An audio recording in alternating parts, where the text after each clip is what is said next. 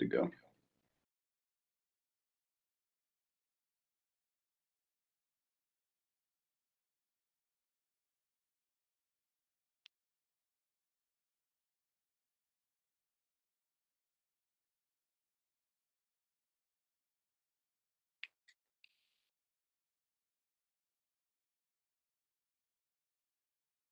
One more minute,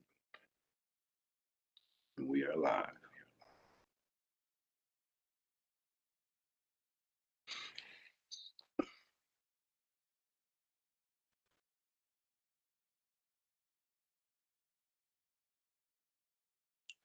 All right. Good evening, everyone.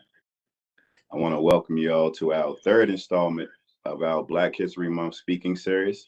And tonight, we are blessed with the presence of Miss Brenda D. Tucker of the Tuckers of Hampton, Virginia, the family that you've never heard about, but you should hear about. And Miss Brenda D. Tucker is going to take us on a journey of her family's history and the significance of the Tucker family and what it means to their tradition and legacies in Black History Month. So with no further ado, I would like to introduce you all to Miss Brenda D. Tucker-Doswell. Hello, everyone. So welcome on, Ms. Tucker. It's a pleasure and an honor. Thank you for being with us tonight. Tonight, first, we just want you to introduce yourself.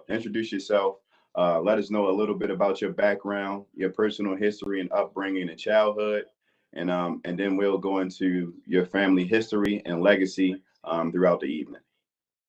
All right. I was born Brenda Doretha Tucker, the fourth child of 6 of my parents, whose names were Alexander Samuel Tucker and Mary Elizabeth Howell Tucker. Mm-hmm. So as you were growing up, when did you realize that your family legacy meant something? And as you spent time in Hampton, Virginia, and Newport News, what was the realization of that significance of your last name? We didn't know right away. My father would take us to the cemetery to help clean up prior to any services that were going to be held at that time. We stayed busy in school and doing house tours and doing yard work, and I really liked to do the yard work with my younger brothers because I enjoyed climbing trees. But I also liked studying. One of the things that our parents instilled upon us was that education is very important. So we were expected to do well in school. Okay, that's great to hear. So we'll get right into it because doing my research, I was blown away just hearing the story of the Tucker family and knowing that the story dates back to 1619 during the time of the original 13 colonies. And it's honestly an honor to have you here. And I really want you to get into detail about your family history because I really feel like it's a story that a lot of people don't know about, but I feel like we all can take a lot away from your family's legacy. So I'm excited to hear about everything that you have to say. And I just want to start with my first question, which is, can you please explain to our guests the significance of William Tucker? William Tucker was Captain William Tucker at Old Point Comfort, a very desirable area in the Hampton Roads area, so named much later, Hampton Roads. But William Tucker, as the captain, had access to the entire port and any of the ships coming in. And so when the ship San Juan Bautista started out I would say, in the latter part of June, on making its way to Veracruz, Mexico, and was called a San Juan Bautista ship, a Portuguese ship, and some say a Spanish ship. Well, the Portuguese and Spaniards were very close. The countries are close, and they were working together, and more often than not, working against one another. There was tremendous competition between the European nations, and slavery had become a big economy. So, the latter part of June, 350 Africans were captured, and I will say they were sold into slavery by other Africans called Imbangalas and also Jaggers, Jagas, Jaggers. You can check my So let me ask, spelling. That might, yes. yes. So, Ms. Tucker, and finding out this history, because that's a part that I didn't know. How did you feel about hearing that this started with other Africans honestly selling other Africans off? Like, did that shock you, or was that customary in the tradition that were going on when slavery first started? Well, I hadn't read it in any history books, and I was still quite young. Really, had not had I might have been in my freshman year in college, and I was having a talk with my dad, telling him some of the things I was learning, and he said, in his way, he said, "Don't you kid yourself. Africans sold each other into slavery," and I raised my voice at my father, and I said, "No, Dad, they didn't." And he just shook his head and with a little smirk, and he said, "You'll learn." Hmm. And I did Wow. learn that that was true. It brought tears to my eyes. Maybe he didn't see them, I felt them. And even today, it hurts to think of it. But I had to learn that uh, that was a system that was going on, and it was all about economy.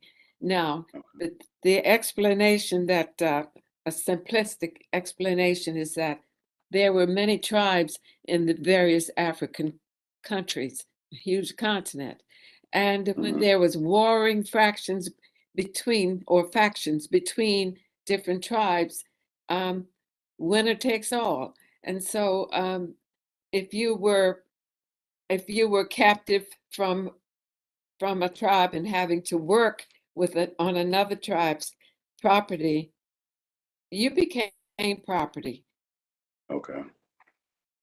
Okay. I'm not sure if I got enough of that out. Is that Yeah. making No, sense? you got more than enough out, honestly, and I understand what you mean by that. And I will So say this, that gunpowder made a difference too. right, Um, when the Europeans walked in, when the Europeans arrived with gunpowder, they could demand because they had an upper hand. And they right, took trinkets and they took alcohol and they were able to barter and right. and it was mercenary.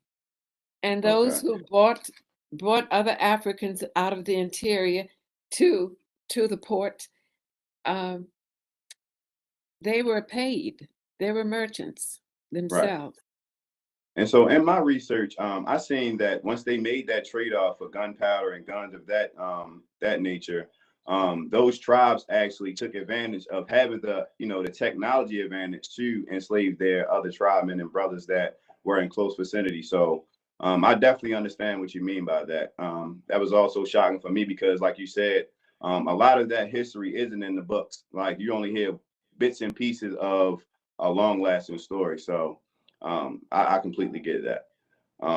So as you trace this lineage back to this time period of 1619. Um, what was the first initial Tucker family to land in the Hampton Roads area? Can you tell us that story about what you know about your family's legacy and how they arrived to the Americas? All right, so the San Juan Bautista carried 350 Africans. Approximately 143 did not make it. They were either dead or very sickly, and they were thrown overboard. So the rest of the Africans aboard that San Juan Bautista was on its way to Veracruz, Mexico. There was piracy on the seas, on the high seas, and these were English or British ships, pirate ships that intercepted the San Juan Bautista. Hmm. Each ship, one the White Lion and the other the Treasure, each ship took approximately 30 Africans So they split. aboard. So they They were split. They so they split. split. But they left plenty more Oh wow. on the big slave ship because Okay. and they what happened was there were Europeans already in the Virginia so-called colony, and Okay. they were starving. Native Americans did try to help them now, showed them how to plant corn and fed them, but they were pushy. They Mm-hmm. were pushing into the Native American or indigenous people's territory, and um, and so they really weren't knowledgeable about using the soil to make food crop. Right. And so the pirate ships really were looking for gold or food products or basically that. And they didn't find anything except human cargo. They Okay. took the human cargo, and these Africans coming out of Angola had skills in agriculture, in masonry, well, smithering, I think they call it. Well, they had all kinds of skills, and they were put to use. And of course, they had they were forced to work, and so they were able to take down trees, to clear the land for growing crops and also for building homes and so forth. Okay. They So became that's it. indispensable. Okay. Right. So that takes us to the first landing and where your family history and story begins, with that first landing of that ship, pulling into Hampton Roads in 1619. And that's why we're here today to talk about, not only the journey of how your last name and legacy landed on, America, but um, finding that history throughout your family's history and legacy. You were able to manage to document a lot of this stuff. So once that ship arrived in 1619, the first African American born and baptized in the original 13 colonies has the last name of Tucker. Yes. So Captain William Tucker took two Africans from the White Lion ship, a man they called Anthony or Anthony, and the woman, Mm-hmm. and we don't know their ages. They might have been young adults or teens, but I'm sure he selected two who were strong because it was an arduous trip over the waters. Mm-hmm. And he put Captain William Tucker put those two, Anthony and Isabella, on his property to work for him. Um, that was 1619 in August. So we Okay. celebrate or commemorate August 20th every year for the past 5 years at our Tucker Family Cemetery, land that we believe was given to the family uh, decades ago, centuries ago, by Captain William Tucker. And 1624, a child was born between that Anthony and Isabella. And it is said that they were married. Captain Tucker allowed them to marry. And so the Okay. child was named William Tucker. And Okay. all right, some even indicate that the captain became the godfather of this African child. Wow. Sounds good.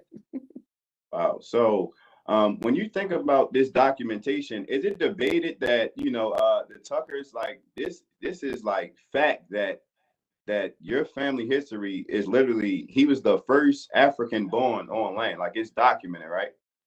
Yes, Okay, it is that's why. documented. Yes. Some say 1625, but we had heard 1624. And there was a census report that we had access to that indicated three Negroes in Captain William Tucker's household, a man, a woman, and a child. Oh wow, wow. So when your family decided to start researching like that the history, because I know like I have a genuine desire to find my own family ancestry one day. And I know that a lot of African Americans and African people do because a lot of our culture and legacy and lineage have been lost through, things that have gone on in the past. So when you guys decided to become historians of your family's legacy, when and where did it start? The story was orally passed down from through the ages, and my grandmother, Mary Elizabeth Parker Tucker, Hmm. shared the story with those of us who would sit at her at the bottom of her or at the foot of her rocking chair and listen to her. And then Okay. there was one cousin my age at the time, and she's deceased now, but she started recording. And then an Uncle Emmanuel, whose home was right next to his mother's, our grandmother. Um, he realized that the family was becoming more and more interested in where we came from, and he Hmm. decided we would have a family reunion. Once he had that family reunion and the notes that Thelma and another cousin, Gladys Pegram, recorded and shared with us, we were just overwhelmed with it. It was exciting. It was good to know. Um, we just ran with it and we wanted to know more. Okay. So, like, previously we spoke and you said that your family used ancestry.com to trace the bloodline. My Yes, we were pretty much into adulthood when the ancestry.com came on the scene, and Hmm. my youngest brother, who carries the name William Tucker, his middle name Okay. is Floyd. So William Floyd Tucker was asked to do the study, and he did the study, and it did indicate that family members had not had European intervention up to that point. When I Okay. say intervention, because my son said to me, "Mom, what makes you think that Captain William Tucker didn't father some of those African children?" And so it didn't show up in the Hmm. ancestry.com. Okay. Nice, nice, nice. And so, after you guys, it seems like, once that ancestry .com thing happened, you guys had the family reunion. It seemed like the excitement and admiration for your family legacy became even bigger. And it That's seemed right. like you guys have an extremely big family, and it looked like everyone wanted to be a part of this process of continuing this legacy. And that just sends me into my next topic. Um, what was the inspiration for creating the William Tucker 1624 Society? And you can elaborate on what is the William Tucker 1624 Society. All right. We were frequently going back and forth to the cemeteries as family members passed on, and we realized that the cemetery named given by Captain William Tucker to us has some significance, and all of these Tucker family, and there were lots of Tucker men, and most of them were their own business people. In other Mm-hmm. words, we were caught up in our lifestyle, and Mm-hmm. also the fact that we were becoming educators, and we wanted the younger generation to realize how significant we as a people were. It certainly wasn't an easy road. Right. Um, Everybody, even now, face discrimination. And I remember very vividly, I had graduated from Hampton University. It was still Mm-hmm. institute at the time, and I'll say that was 1964. And Okay. my father asked me to take him to City Hall to pay his taxes. So I was glad to do that. And my father, when we were growing up, he would always tell us, stand tall, put your shoulders back, hold your head up, act like somebody. And so, I mean, they made sure we walked like we were proud to be on the earth. And Mm-hmm. so I took my father there. As soon as we got out the car, my father dropped his head. And instantly I understood, because a black man wasn't supposed to walk on the sidewalk with white people approaching or already there. Hmm. And so I looked up, I looked at him when he dropped his head, and I realized that there were white citizens, I guess, walking on the sidewalk, even though my dad was a proud man and had never talked with us about that. It was still ingrained in him. And my heart sank. And I think I loved him even more Hmm. because I realized by being such a proud man, he had to take low to protect his family. And to me, he was bigger than a giant at that Hmm. moment. And so having an understanding for that moment as a child, um, wearing that Tucker name and brand is something that you can stand tall on and hold your head high about, because despite all the ill will that of course any African American has faced, or any African period has faced in this country, you have a outstanding legacy, and it's something that you should protect. And so having an understanding of the William Tucker 1624 Society is something that is long standing within your family for generations to come. So they all can hold their head high as they walk around now. Thank you. Yes, Yeah, no problem. we all can. Yeah. So in building this legacy of the 1624 Society, are you still actively documents and things from the past are still being added on a daily and weekly and monthly basis, right? Yes, we when we formed the society, uh, my oldest brother, his name was Alexander Samuel Tucker. He was doing some research too and was very, very um, instrumental in helping us to form the organization. And Okay. he would tell the stories of how he learned so much about religion and the history by from his father, my father, when he would take Alexander, who was named after his dad, he was junior, he would take him to the cemetery to help clean up and prepare for services. And so I failed to indicate too that the Africans uh, captured by the Portuguese were baptized into Catholicism before they left Angola. Okay. So um, we didn't, my family didn't practice Catholicism, but we were Protestants and we were churchgoers. And it was very important to us to regard our religion. Okay. So speaking of the Tucker family cemetery, because in my research, I found that this piece of land was extremely significant to your family. I see that, I know that, I'm not sure if it was your uncle or your brother or someone down the line. They made it their duty to make sure that they bought that land back and kept the upkeep. Because your family were starting to spread out through all over the country, and honestly, he was super proud to grab that land back, knowing the history behind it. He even talked as much about the sonar and finding, the different, you know, uh, the different caskets and bodies that were in that cemetery. So, can you just speak on like the long-standing legacy of your family cemetery, and why does that piece of land mean so much to you guys? Well, it became our land. But what happened was, as the family got grew older and were dispersing in different were relocating, um, there was neglect to the cemetery, and the city of Hampton was planning to take it over and possibly find another organization to upkeep it.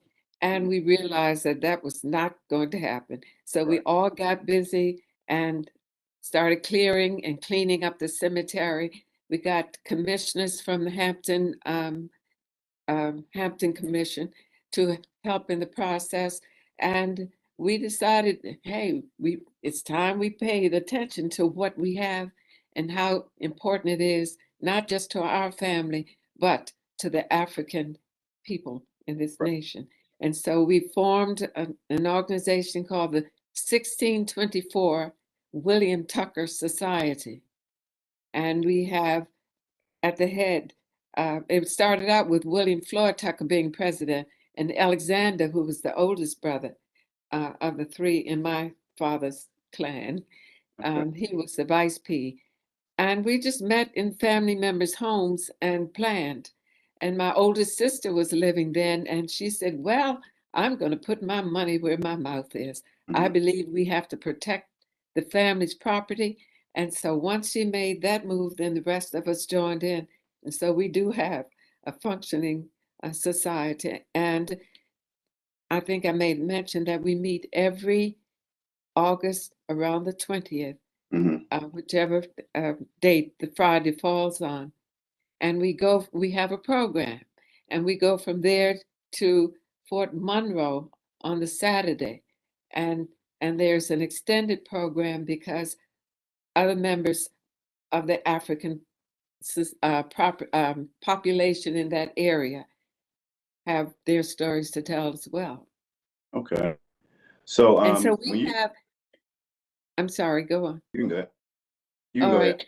right. This Saturday, we are expecting Angolan dignitaries to come from um, the National Angolan Embassy. Mhm. A busload of 30 persons are expected to come. I didn't plan it, but I will be part of the membership there in the cemetery. Um, Mhm. we have so we will sprinkle some of the I'm getting ahead of my story now. Hmm. 3 family members did go to Angola Mhm. uh, and met. They had they didn't know the Portuguese language, and so of course they had interpreters, and they crossed over the Kwanzaa River. And I believe that's when they really shook with emotion because they realized that once our people crossed that Kwanzaa and got to the port where they were being held until there were enough human beings to overload the slave ship, there was no return. Mhm. So as we continue just to talk about this, amazing story of your family, um, we looked through the CNN interview and the story about your family.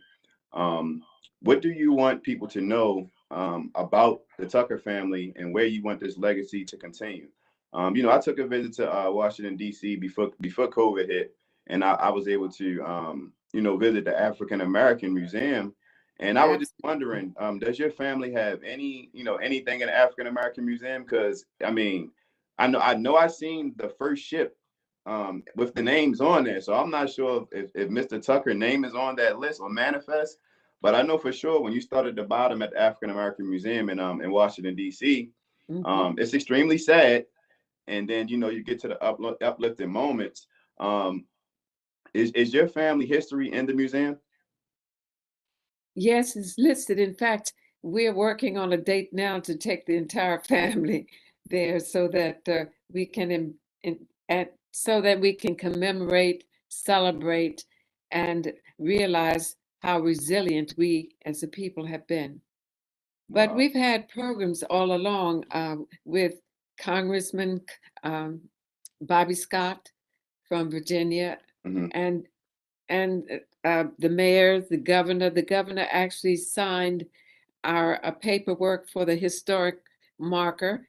And so the cemetery is one of the historic places in the Hampton Roads area. Okay. Um, Great. More to that, And we're so also, go on. yeah, and so like as you guys continue to build this thing, what do you see the future for the Tucker family, the generations that come after you? What are your expectations, and what are you looking for, and how do you want this story to end? I don't think it'll end because we are constantly talking about how resilient we as a people were then and must continue to be. We're talking about how important education is, how important it is for families to help each other. You don't have to be blood kin to give service to one another and uplift each other. And with the with that George Floyd case, the Mhm. Aubrey case, there's just been so much going on, and we realize how detrimental it would be if we just sat on the sidelines and just felt like, well, we're here, we've made it, and not reach back. As we reach forward and upward, we need to reach back and downward to bring others along. And in the Okay. words of Dr. Martin Luther King, he said, we as Black people, we might have all come on different ships, but we're all in the same boat now. Absolutely. Those words still ring true to this day. Um, Yes. and as we continue just to speak on your family legacy, I just feel that, we can go so many ways with the story. Um, And as you travel back, like how are those family reunions outside of your annual meetings in August? How are you guys family reunions? Is the family getting bigger? Are the conversations changing? Are these stories being passed down? Because it seems like a family reunion that I would love to attend. We would love for you to come. And so for sure you will give me your information and you will be Mhm. on our list. Thank you so Okay. much. Yes. Okay. So right now we're working on a scholarship. We have committees to do certain functions, and we want young people to engage in writing and sharing whatever stories that are designated for, or topics that are designated for them. We want them to express themselves and realize that education is um, eminent. We have Hmm. to learn it so that we can move forward, move ahead. And with the critical race theory taking hold, um, I would say through Trump or through the past Trump administration, it there will always be roadblocks, but we have to Hmm. be ready to circumvent them. Right. Okay. So I'm going to go Yes, to and the the chat. family is growing. Yes, we do have Okay. young ones. So I'm going to go into the chat to see if we have any questions from any of our members that are watching right now.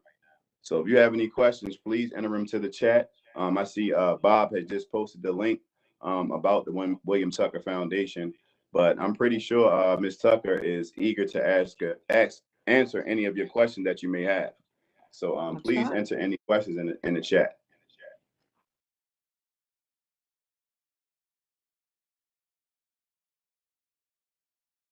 Mr. Andre Clark states that the Tucker family name runs deep and has stood the test of time.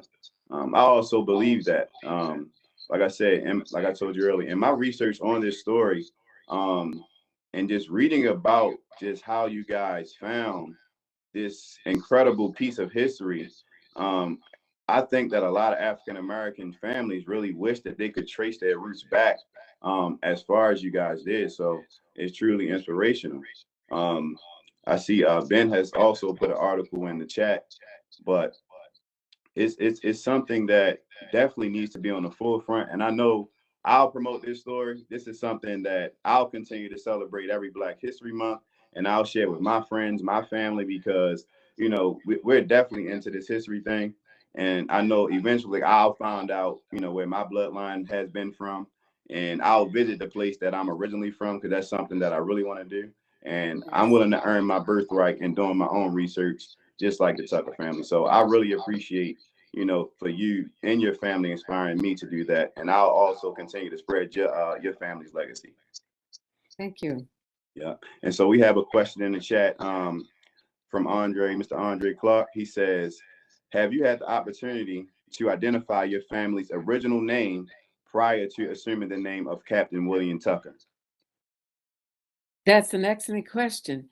We have not come through with any additional names, but family members there have been three members.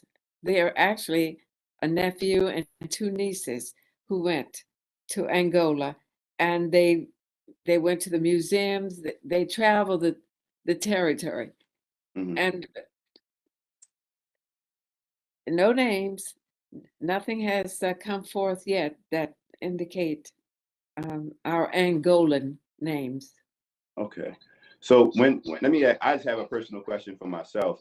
When they went back to Angola, were you guys, even though you weren't able to find the original name, were you able to find like the original tribe, like the piece, the area, or like what we consider maybe like a state or a city now? Were you able to find like the original tribe, uh, where you came from?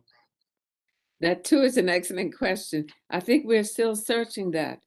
The best we were able to do was to get those three who did go over to actually set foot in Angola, to go to the port where the enslaved persons were kept until it was time to put them on the ship. So the names haven't come through yet, or the actual place. Well, they came from all over, actually. Okay. So just another question, like what advice do you give to other African American families that are seeking to build a similar tradition to what the Tucker family legacy has built? Because like I said, in a lot of conversations that I've had with family and friends, I know that I may be the foundation for my family to build this ancestry thing and get it going. What steps do you recommend to people who want to find their bloodline tracing back to Africa? I would say that it's important to look in the court records, to talk with family members, especially the most elderly in the family, because they have the history, and if you don't get it from them, it'll be lost.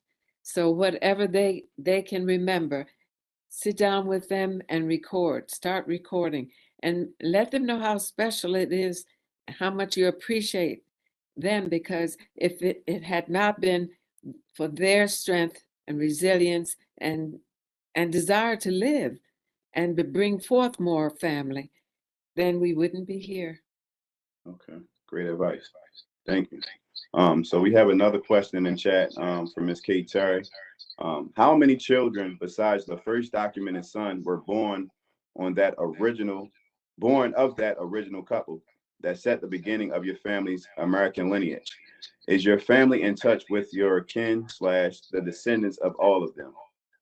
We don't know. Hmm. We don't know any more than that first census that was indicating three Africans were in William Tucker's. There was a fire during the Civil War, and a lot of records were destroyed, and then either burned or even soaked in water. We don't know because there were turbulent times. It was in the 1800s. What, it was 1865 when the war ended.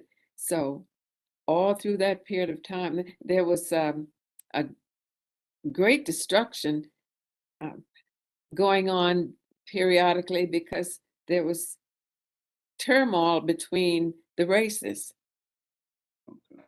and Wow. turmoil between the European nations as well. Okay. Oh, and I do want to point out that um, when my son did ask me that question, how did we know for sure that Captain William Tucker didn't father any of our offspring? Um, I was proud to say, without any more documentation than I have shared already, I was proud to say, no, he did not. And one of the reasons was that this. In 1622, Captain William Tucker and medical doctor William Pott, P-O-T-T, prepared a treaty drink for the indigenous people. These were the Powhatan natives, Hmm. and killed them on the spot. They Wow. drank the treaty uh, tea. And those who realized they were falling out, dying, they started running, and the balance of them were shot in the back. So, even though there is some good we can say about Captain William Tucker, that element is written, Hmm. is Wow. recorded. Okay. So we have another question in the chat for you from Mr. Andre Clark. He states that I understand the difficulties in tracing genealogy as a person of African descent. I've had an extremely difficult time breaking through the slavery period. My DNA traces to Cameroon, Nigeria, Congo, and Western Bantu people. What was your breakthrough moment in tracing your family history beyond American chattel slavery? Well, there was a census report in 1624 that indicated Captain William Tucker had 3 Negroes on his property, and they were only mentioned by first name, Anthony and Isabel and the boy child. I'm not even sure if that child was given a name at that point, but he was supposedly born 1624. But he was named by the family William. If we all remember Kunta Kinte, he couldn't use his African name. Right. So, And so, is it still important to you to find that African name? Like, even in all these years of trying to, search through the documents and go through the history, like how important is it to you to find that last missing piece of your family's legacy? well, I don't know if it would be the last missing piece because there are still quite a few pieces missing, but I would say it's important. I gave myself an African name. I called myself Ayana Wambui, and I got the names from an African naming book, but it was actually names that were of an Igbo tribe, and that would have been um, on the eastern coast of Africa. Um, Ayana means beautiful flower, and Wambui, spelled Wambui, Wambui means singer of songs. And I named myself that in honor of my mother, who actually taught me, and my father as well. They taught us to appreciate music. Both of them could sing. But my mother had such a warmth about her, and she was a sweet lady. Mhm. God bless your mom. Thank you. So, just hearing about your story, like, do you eventually see in like the Tucker family coming out with a book or maybe even a movie, like seeing something like that happen? Like, how do you feel about that? I think it would be wonderful, but I think not just our family. Uh, I would say it's it's an African story, and for the reason that I mentioned, what quoted Dr. King, there's so many stories. Hmm. Ours is probably one that's out there because of Captain William Tucker, who was there at the port. Right. I So, think Spike Lee has talked about making a story or a mhm, book, but not necessarily a book. It's something gets written, yes, but making a movie, I'm not sure of mhm, that. We hear different things, but I think we all know about Henry Skip um, Gates mhm, does the genealogy, and I think he does a remarkable job. He um, he shares his story oftentimes of prominent people, and also at, it's a duality as far as I'm concerned. He'll do black and white, especially when he can see a coming together or pairing. He'll pair mhm. when he sees some linkage in their line of family. Okay. But Skip Gates is one that we could choose to talk with. Okay. So, let me And see. the black and the history, what we brought to America is very important. And I think that's one area we should um, emphasize more, that we did actually help build the country. Mm-hmm. And we also were at the forefront of establishing a democracy, because the fight of humanity was always in question, as long as there were slaves. But we also have to pitch the economy of it. And we have to know that even though we were told that we were on welfare, and that we didn't have fathers in the home, because that was a system that was designed to keep the African family impoverished, so to speak. Hmm. That's one of America's ills, and but we have to indicate that that economy, that tobacco king, and that cotton king kept the slaves coming, Hmm. and Virginia figured it out. As long as, because those slave ships were very expensive, Virginia figured it out. As long as we have male female, we don't have to worry about buying more. Right. And see what how that economy was linked in. Hmm. Oh, the whole story is one of economy. Right. So like you said, going back to that Martin Luther King quote, like you and I didn't realize that, but the Tucker family story is, like you said, it's many stories. It's one story that's out there, but as far as African Americans and Africans during that time period, it's many stories that we don't know. And that's And why I feel like the Tucker family story is one that I'm blessed to learn about. And like I said, like I will continue to share this story, time and time again, because it's definitely something that holds true to my heart. We have Andre again in the chat. He says Miss Tucker has a very graceful, beautiful, and majestic disposition. Wisdom personified. God bless her and the Tucker family. I am inspired to continue in my quest to learn who I am and where I come from. So he's saying thank you, Miss Tucker. well, I'm so glad to be able to share it and to uh, have the story appreciated for what it is. And it's not my story alone, and it's not my family's story alone. We are all in this together. And we appreciate those words. So if the guests, do you have any more questions? The time is now to ask them before we let Miss Tucker go. So I'll give you guys a few more minutes to think about some more questions for Miss Tucker before we wrap it up. But I'll also ask Miss Brenda D. Tucker, like, how can we support the cause? How can we support the Tucker family and the movement? Where will we be able to visit the 1624 Society? And what's to come in the future? What's new? Like please keep update us.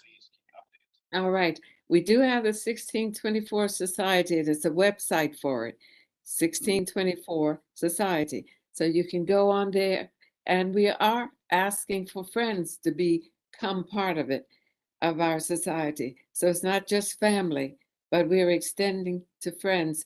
We're asking for donations because we want to expand on the need for higher and higher education. And also, and it doesn't have to be education that takes you into institutions of higher learning, um, our HBCUs, of course, and Hmm. beyond. There are all kinds of skills that are still needed. And the building industry is, I mean, if we think in terms of the high schools and how we had carpentry and masonry, and a lot of, and I'm not citing all, a lot of the schools, the high schools have minimize their industrial arts programs. And I think that's a mistake. Hmm. W.E.B. Du Bois wanted the scholars, and Booker T. Washington wanted the industrialists. We need both. Yes, And absolutely. I would suggest that we continue to support the NAACP because mighty works are going on, even though we don't always hear about them. And, and go to the libraries, get books, buy books. My house is full of books. I love them, and I Hmm. have quite a few on the table. The Birth of Black America. And this was one book. I'm just showing the cover. This was one book that my brother Alexander saw in the library, and he couldn't wait to get home to tell me about it. He said, "You got to buy it." I bought the book, and it does talk not so much about the Tucker family, but it speaks about how the colonies reformed and the business they had in this country, the workings of getting a nation together. And it gives names. You might even find your ancestors' names in the book. Hmm. Uh, I'll throw out another name. Martha McCarthy. That's spelled MC capital Carthy. Hmm. Martha McCarthy. She has a book on the slave ships that came in, the dates and the names of the ships, and the landowners who actually took people from the slave ships. Okay. And Uh, oftentimes you'll find the last name, Smith, Howell, mhm. Parker. You'll find names and you say, okay, that might be my family. They were white, but my family might be in that mix. And you Okay. just start searching, seeking. Okay. Okay. We have a few more people in the chat. They're basically saying, Mr. Ben Porter, he's saying, thank you for sharing your family story. Still posting more topics and discussions about Mr. William Tucker and your family, as well as about the 1624 Society. Uh, Mr. Bob Smith says, exceptional story. He says, thank you so much for sharing it with us. And Mr. Andre Clark says, my wife said, if you graduated from HU in 1964, she needs you to share what you eat. She said, she needs you to share what you eat and what you drink because you look amazing. I'm flattered. Well, bless you. I do watch my diet, and because we grew up eating, my father was a produce man. I mean, Mm-hmm. that was our way of making a living. In fact, he had us working on the truck with him, weighing the produce and so forth, and interacting with the community. By the way, there were black and white communities. He sold fresh fruits and vegetables too. He would take his truck over to Norfolk and even into Suffolk. He would get Okay. fresh fruits and vegetables. So less meat, more fruits and vegetables. And we didn't have a lot of meat. We had a Mhm. cow, and we didn't kill the cow for the beef. We had milk and butter. And my mother drank pot liquor, I mean the buttermilk. Okay. And we did drink pot liquor from the Right. vegetables that were cooked, collard greens and kale and so forth. So, Ms. Tucker, I'm going to end it on that note. I want to say thank you so much for spending your time with Baltimore County Government Recreation and Parks Department. We truly appreciate you giving us some time tonight.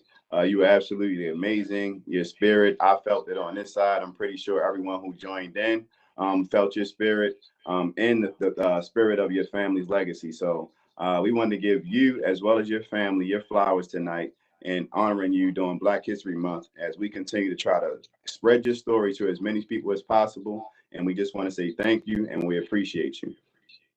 I would I would like to add that in sharing the Tucker story, also share as much as you know of your own story and Mhm. start realizing that any contribution that any family member makes is important.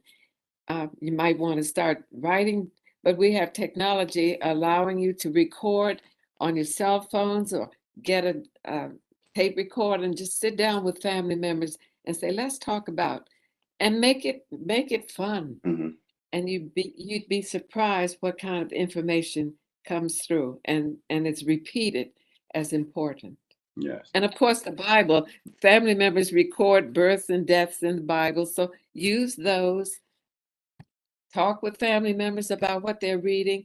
And there are a lot more children's books coming out. Mhm. And that's another way of getting the young people involved. When they look into the books and see themselves, they realize I'm somebody, I'm important. Yeah, and I think you should follow our series that we have going on too on Facebook.